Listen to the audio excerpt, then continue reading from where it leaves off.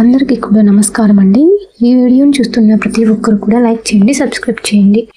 మేషరాశి వారి ఇంట్లో ఆమె తిరుగుతుంది. ఆమె ఎవరు, ఎందుకు తిరుగుతుంది, మీకు జరగబోయేది ఇదే. మేషరాశి వారికి సాక్షాత్తు ఒక దైవశక్తి మీ ఇంట్లోకి రాబోతుంది.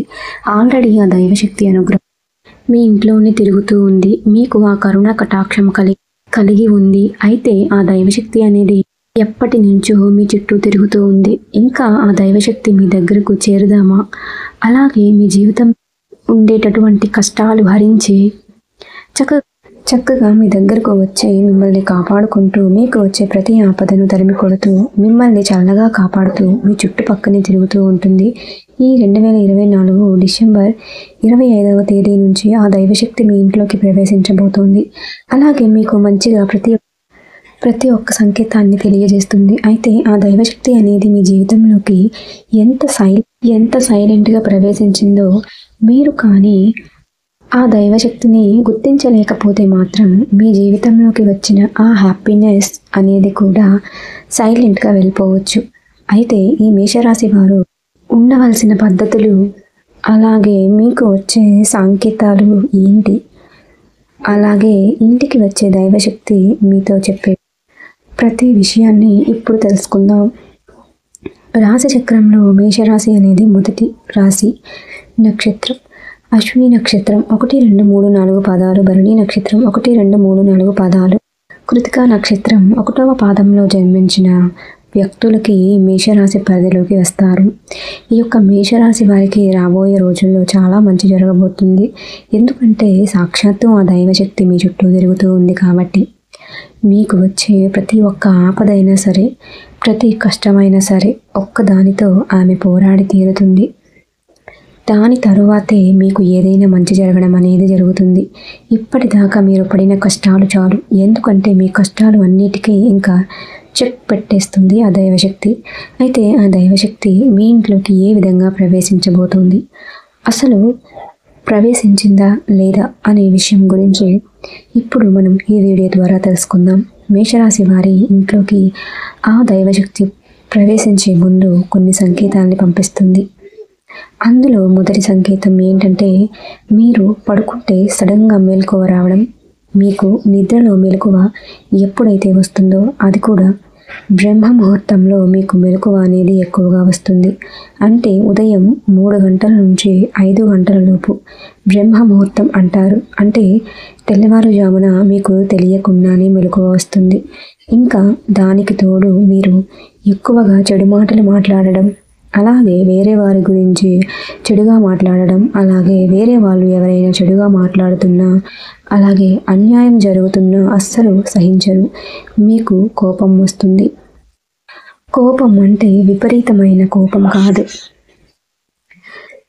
ఎందుకు ఈ మనుషులు ఈ విధంగా మాట్లాడుతున్నారు, దీనికి ఇంత మాట్లాడాల్సిన అవసరం లేదు కదా అనే భావన మీకు తప్పనిసరి కలుగుతుంది.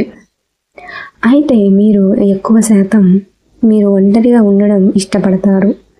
ఇంకా రెండవ సంకేతం ఏంటి అంటే, ఇంకా మీ మనసు ఒకసారిగా ఆధ్యాత్మికత వైపు మళ్ళుతుంది. అంటే మీ యొక్క మనసు మరియు మీ మైండ్ రెండు కూడా దేవుడి వైపే మళ్ళుతుంది. మీరు ఎక్కువగా పూజలు చేయడానికి, గుడికి వెళ్ళడానికి, దేవుడి దగ్గర ఉంటే చాలు నాకు ఎంతో ప్రశాంతత కలుగుతుంది అనే భావన మీలో కలుగుతుంది. అలాగే మరొక సంకేతం ఏంటి అంటే, మీరు ఎప్పుడైనా జనాల మధ్య కూర్చొని మాట్లాడేటప్పుడు అనవసరమైన మాటలు మీకు ఏ మాత్రం కూడా ఇంట్రెస్ట్ అనిపించదు. మీకు ఎంతసేపటికి సేవా భావన, అలాగే ఆ భగవంతుని స్మరించుకోవడం, మంచి మాటలు వినడం, అలాగే ఒంటరిగా ప్రశాంతత, మీకు పీస్ ఆఫ్ మైండ్ మీకు ఉంటుంది. అక్కడే అర్థమైపోతుంది కదా. ఎలా అంటే, మానవుడు ఎప్పుడు చూసినా డబ్బు మీద ఆశ, అలాగే దురాలోచనలతో కలుగుతూ ఉంటాయి. అంటే మనిషి ఎక్కువగా ఇది నేను ఎలా పొందాలి, అది ఎలా పొందాలి అని మనసును ఎక్కువగా పరిగెత్తిస్తూ ఉంటాడు.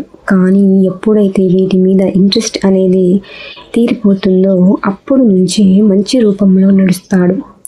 ఇంకా ఆ సమయంలో ఇవన్నీ కూడా చేరువవుతూ ఉంటాయి. కాబట్టి ఈ సంకేతాలన్నీ మీకు ఈజీగా తెలుస్తూ ఉంటాయి. ఇటువంటి సంకేతాలు మీకు అనిపిస్తే గనుక మీరు అర్థం చేసుకోండి, ఆ దైవశక్తి మీ ఇంట్లోకి ప్రవేశించబోతోంది అని. ఇంకా అక్కడి నుంచి మీకు ఎటువంటి కష్టాలు అనేవి ఉండవు.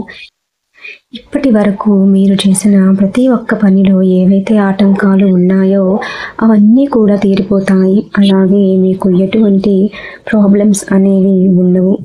అది మీ కుటుంబం పరంగా కావచ్చు, అంటే మీ ఇంట్లో తల్లిదండ్రులు కావచ్చు, మీ జీవిత భాగస్వామి కావచ్చు, మీ పిల్లలు కావచ్చు, వాళ్ళతో కూడా మీ యొక్క సంబంధాలు మెరుగుపడతాయి. అలాగే మీ ఉద్యోగ జీవితంలో వచ్చే ప్రతి ఒక్కటి ఏదైతే స్టెప్ తీసుకోవాలి అని మీరు అనుకుంటున్నారో దానికి ఈ సమయం ఒక మంచి అవకాశం అని చెప్పవచ్చు. అలాగే ఉద్యోగంలో మీకు ప్రమోషన్స్ కలుగుతాయని చెప్పవచ్చు. శాలరీలు ఇంక్రిమెంట్స్ అనేవి కూడా ఉంటాయి. అలాగే ప్రతి ఒక్క పని కూడా మీకు తెలియకుండానే ఏ అడ్డంకు లేకుండా ముందుకు సాగుతూ ఉంటాయి. ఇదంతా మీకు తెలియకుండా ఆ దేవత అనుగ్రహంతో ప్రతి ఒక్క అవకాశం మీ దగ్గరికి చేరుతూ ఉంటుంది. అయితే ఆ దైవశక్తి ఏంటి? సాక్షాత్తు ఆ దైవశక్తి ఆమె ఎవరో? ఆ దైవశక్తి ఎవరో కాదు, సాక్షాత్తు శ్రీ మహాలక్ష్మీదేవి.